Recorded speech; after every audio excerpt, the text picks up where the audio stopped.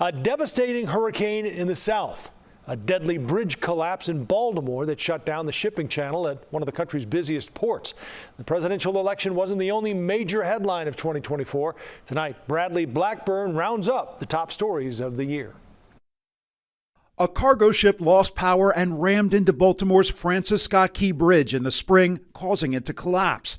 The words that the Key Bridge is gone, it still shakes us. 6 construction workers on the bridge were killed.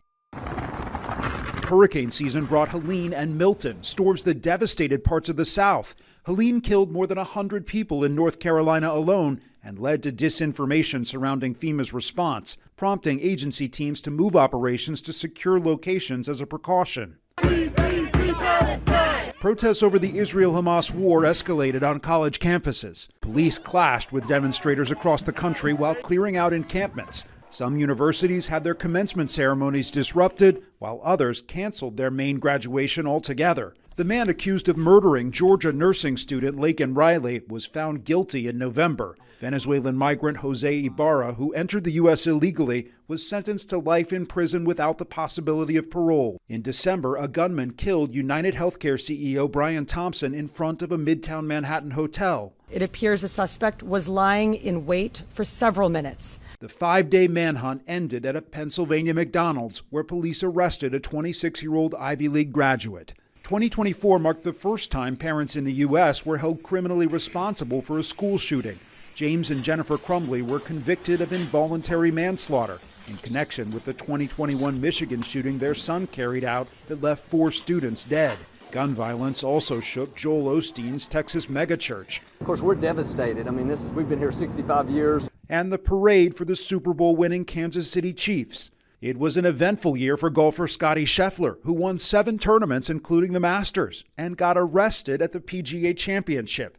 The charges were later dropped, citing a misunderstanding. I just don't really know what to say about it, but yeah, everything else has been pretty special. Scheffler also earned gold at the Summer Olympics, part of Team USA's 126 medal haul, the most at the Paris Games. Caitlin Clark's first time. Interest in women's basketball skyrocketed, thanks in large part to phenom Caitlin Clark, who broke both NCAA and WNBA records. I feel like there were so many ways I could have been even better this year.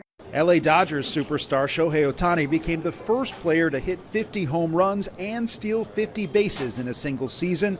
His team went on to win the World Series. August saw the emotional family reunions of 3 Americans who had been wrongfully detained in Russia, including Marine veteran Paul Whelan and Wall Street Journal reporter Evan Gershkovich.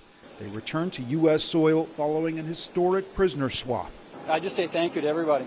Thank you for all your prayers, your good wishes. Boeing launched 2 NASA astronauts into space for the first time with its Starliner spacecraft, but problems plagued the planned 8-day mission, leaving the astronauts stranded on the International Space Station. We all just went by each other. Mysterious drone sightings across multiple states had Americans on edge.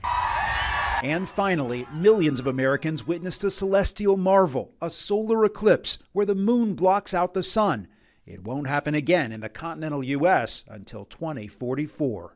Bradley Blackburn, CBS News.